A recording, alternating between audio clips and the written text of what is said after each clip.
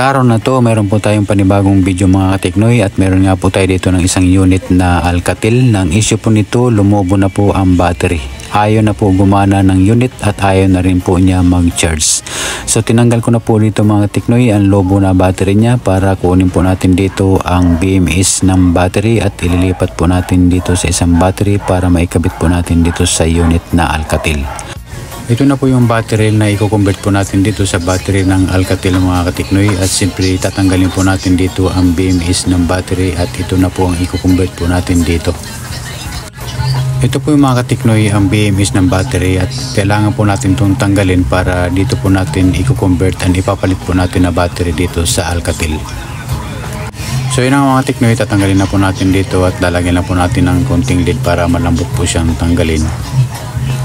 So ayun ang mga katiknoy, natanggal na po natin ang BMS na battery at dito na po natin i-convert and ipapalit natin dito na battery.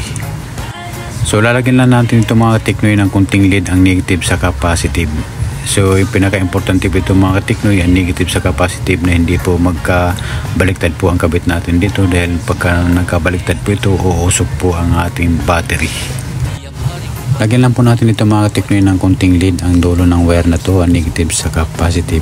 Ang negative dito mga katiknoy ay kulay itim at ang positive naman ay yung kulay pula.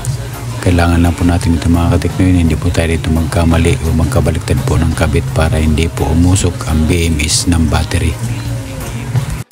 Ikakabit na po natin ito mga katiknoy ang dalawang wire, ang negative po saka positive. Madali lang po natin ito matandaan mga katiknoy kung makikita po natin dito sa BMS ng battery, makikita po natin dyan ang negative saka positive. Ang positive naman po ay plus at ang negative naman po ay minus. So madali lang po natin matandaan ito mga katiknoy dahil ang positive dyan ay kulay pula at ang negative naman ay kulay itim. Okay na po mga katiknoy, naikabit na po natin dito ang dalawang wire, ang negative po saka positive at siyempre nalagyan na rin po natin dito ng masking tape para iwas po tayo na magkaroon po ng grounded ang ating BMS ng battery. Ang mga ina-upload ko po dito mga katiknoy sa aking munting channel na tungkol po sa mga pag-aayos po ng cellphone ay disclaimer lang po ito. Based lang po ito sa aking mga naging experience at hindi po tayo dito nagmamagaling. Ito na mga katiknoy, okay na po ang battery. Kailangan na po natin dito ikabit sa unit at titingnan po natin dito kung gumagana na po ang ating ginawa na battery. I-try po natin i-charge kung gumagana po siya. So hindi po natin makita, kailangan po natin tingnan po natin dito sa schematic kung normal po ang pag-charge niya. Okay po siya mga katiknoy.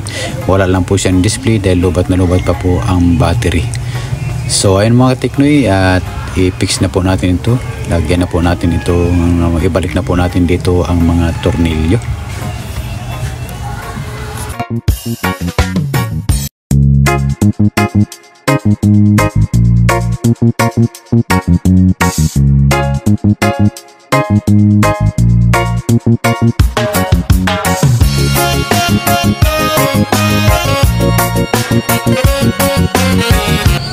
Okay na po mga katiknoy, na ibalik na po natin ang mga tornilyo at siyempre ibalik na rin po natin dito ang back cover, sabay na po natin ang sentry at pakatapos yan i-charge po natin mga katiknoy at kung mapapansin po natin wala po tayong makikita dito na display dahil lobat na lobat pa po ang battery. So antayin po natin mga katiknoy na magkaroon po ng laman ang ating battery saka po natin i-open ang cellphone. Gembira sungguh tak kuduga, mimpi ini memang benar-benar jadi nyata. Hey girl, I really like you. Ku tak mau jauh dari kamu. I just wanna be with you. And I just wanna be with you. I just wanna be with you.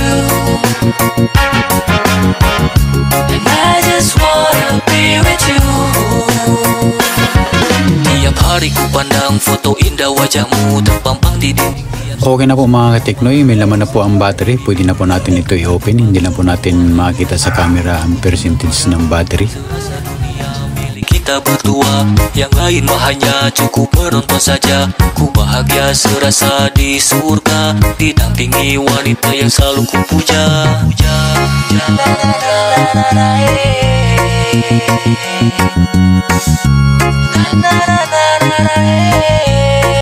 Ayun, gumana na po mga katiknoy, nag-open na po siya. So ibig sabihin okay po ang battery po na i-jumper po natin dito sa Alcatel. At siyempre ang pinaka-importante dito mga katiknoy, ang touchscreen niya po ay gumagana po siya.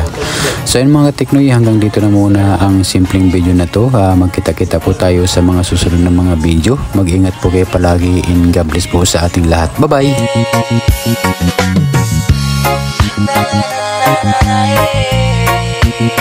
Thank you.